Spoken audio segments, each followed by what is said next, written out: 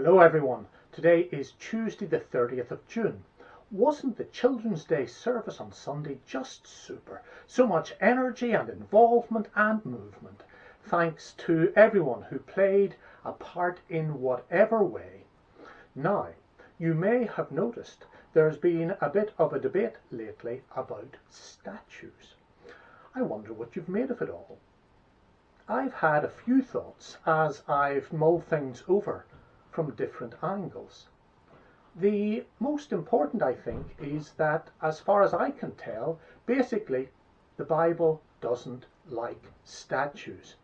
As the book of Daniel symbolically suggests, statues attempt to take people with feet of clay and turn them into something more than they ever were, something bigger and better, more worthy of admiration and awe. There's a big word for this tendency to disapprove of statues in the Bible. That word is aniconic. There is the view that close to its core, the Bible is what you might call an aniconic document. Literally, it is against icons. More generally, it is opposed to images or reductionist representations of reality, especially the reality of God. Another way to put this is that the Bible has a strong, deep, insistent, iconoclastic strain. It actually quite likes smashing statues and the ideas they attempt to embody. The key story that unlocks what iconoclasm is all about occurs when the Israelites have escaped from Egypt but have not yet reached the land of promise. They are in the wilderness over which Mount Sinai looms. God asks Moses to the top of the mountain for a special meeting. This encounter happens in dense cloud because Moses is not allowed to see God. He is not permitted to know what God looks like. It turns out to be a long meeting. Too long for the people waiting at the bottom of the mountain. They become impatient. They want to worship, and they want to be able to focus on a representation of God as they do so. They're dissatisfied with the mystery of a God who can't be seen. They want something more tangible and more solid than that.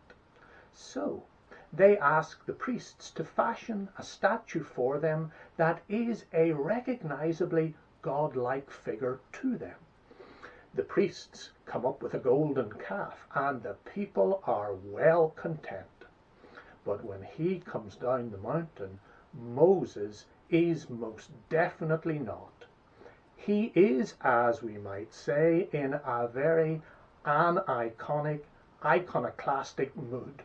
He takes the calf, he burns it with fire, he grinds it into powder, he mixes the powder with water, and then he makes the Israelites drink the concoction.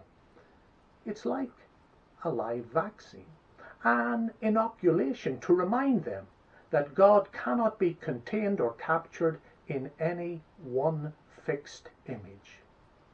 At the deepest level, the danger of turning God into a statue is that we bring God down to our size. We fit God into our limited imaginations. We come to think we've got God all worked out. We come to see the way society is as the way God wants it to be, with all the essentials settled and in place. We forget that while by God's grace and vast generosity we belong to God, God does not belong to us. As Isaiah wonderfully puts it, God's thoughts are not our thoughts, and God's ways are not our ways. There will always be an element of restless mystery with the God of the Bible.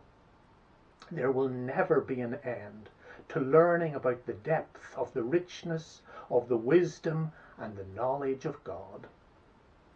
In this process, iconoclasm is if you like, a renewal mechanism that underlines that we don't have God completely sussed.